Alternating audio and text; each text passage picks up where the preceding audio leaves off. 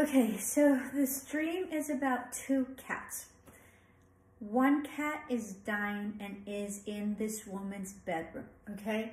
And so he's laying on his side. This is like a tabby cat. I'm not into cats, but I think that that's what they're called when they have like the stripes, and they're kind of like orange stripes with like white or brownish or whatever. So he's a tabby cat, and he's on his side and he's dying.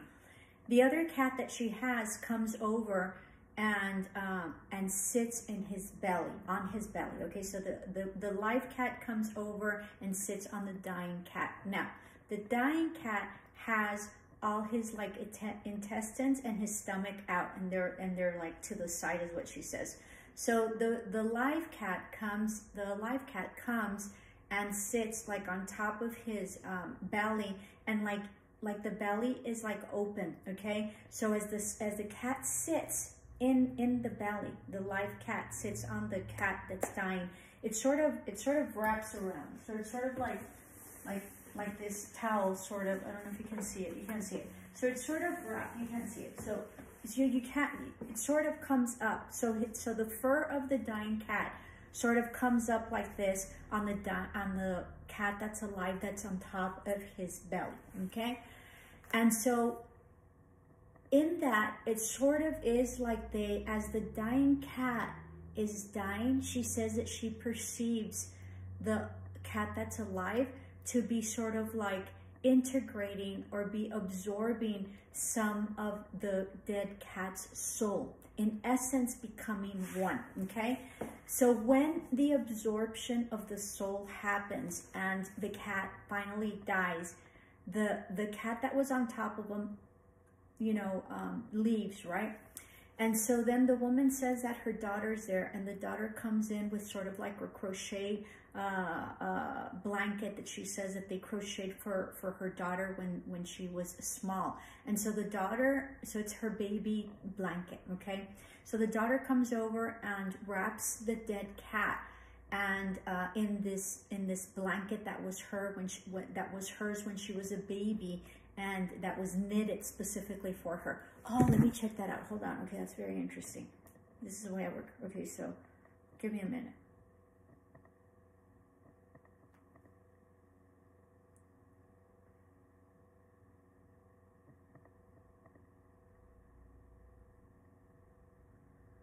Okay, so knitting means,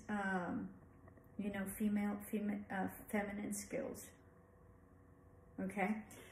So, okay, so it's knitted. So it's knitted, and it's sort of like a purplish or like different colors. So she comes in and wraps the dead cat in the blanket. And so then the woman says that she went and picked up the cat.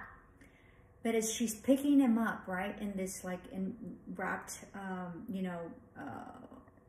blanket, the intestines and the stomach that's sort of out, right? It's exposed, okay? Because he's dying in his like stomach, and his intestines are out. She doesn't say gut. His stomach and his intestines are out.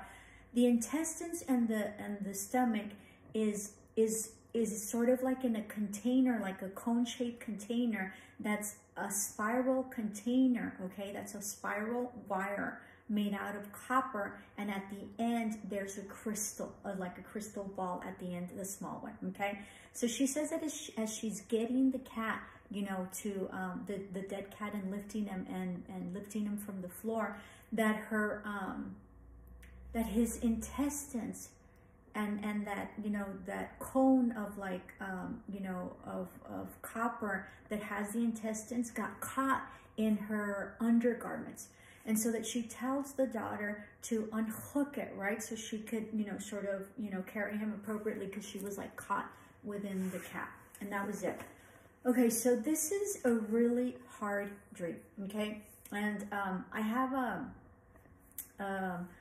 one of our viewers seems like he has experience in psychology. So I sort of reached out to him, and I want to thank him because he helped me tremendously, okay? So one is that this woman doesn't have cats, okay? It doesn't seem like she's ever had cats, okay? But cats in terms of symbolism, in terms of esoteric, and in terms of like dreams and stuff, means women, but they also mean they also mean spirits, okay? And they also mean like afterlife, okay? So there's two of them, all right? And so it's in the bedroom. So it has to be with someone that she is very close to and very intimate with, okay? Because it's in their bedroom. So as the cat dies, there's another cat that comes in, right? And so I was told that, you know, when cats, you know, when they want to comfort you, they sort of get close to you. So this cat, the cat that was alive, comes in and sort of embodies, right, whatever's left, and sort of sucks out the energy or the spirit, okay? Because cats are known to be like spirit, like they are known to be of omens, that they're omens of like past lives or of spirits that roam, okay? So whenever you see a cat, it sort of is like a spirit message, okay? So it's a very mystical, you know, animal, okay? So as the other cat sort of absorbs, right, its energy and sort of takes the life that's left and the soul, right? So one cat is taking the dead soul's, the soul of the dying cat and sort of absorbing it. And as he leaves, right, then that's when the cat completely dies. So he's there joining him while he's in his deathbed. But also it's about the companionship and the link or connection that they have in spirit life, these two people, because I think the cats represent the spirit, okay? And so I believe that they represent whoever she's with, whoever she spends her life with and her life with, so her like partner, okay? And so they are tied and they are soulmates, all right? And so so the cat that's dying has his stomach as an intestines out. So there's a full exposure of whatever is inside them. That also means like their emotion, right? But it also means hidden wealth, okay, and abundance, which is very interesting to me. And for them to be in, you know, in a container type deal, then it means that it was special. And it's also contained, right? But it also means that, you know, copper esoterically and in terms of symbol is healing, okay? So it is a very healing energy of someone that has passed or someone that will pass, okay? And it having a crystal at the end means that, you know, that there's a divinity in it. It also is like higher power. It also means like esoteric, higher spiritually level. And it means about, you know, about crystals are also healing crystals, okay? So it also means about spirituality, all right? And it's contained. That also means that possibly this dead cat sort of is representative of this person, right? Who will, because I think it's a premonition, who has either passed away, or if she hasn't had anybody that's passed away, will be passing away, okay? Because I think it's sort of like a prediction, a premonition. And she will be left with whatever abundance, inheritance, wealth that this person left her, okay? But they are completely tied together, and spiritually they are very bound to each other. So as one was dying, the other one was there to comfort them, okay? So maybe if this is going to happen, they both are going to be in the same place, and the person that's going to be alive is going to be seeing the other person die, and they are still going to be bounded, right, spiritually and in soul level. All right. Having said that, there's going to be an abundance and inheritance and wealth that's going to be left to the person that has lived, the cat that will be alive.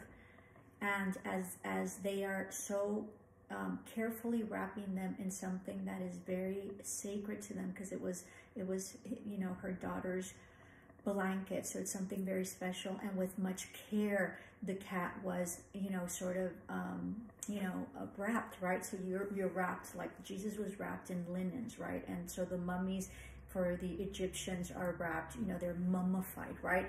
And so there is sort of like a informal mummification or caring of the dead body of the cat. And so it's wrapped in whatever was very sacred to them, and it was very special to them. And so they wrap him out. But at the moment that she goes and gets him, the intestines and stomachs get caught in her undergarments. So it's about, you know, maybe difficulty of letting go, but also about an attachment that these two people have had, or these two cats have had. So it was a really difficult interpretation. All right, so that's what I sort of feel. I feel like there's going to be a death if there has not already been one, and they're very attached spiritual. They love each other very much. Okay, namaste, love and light.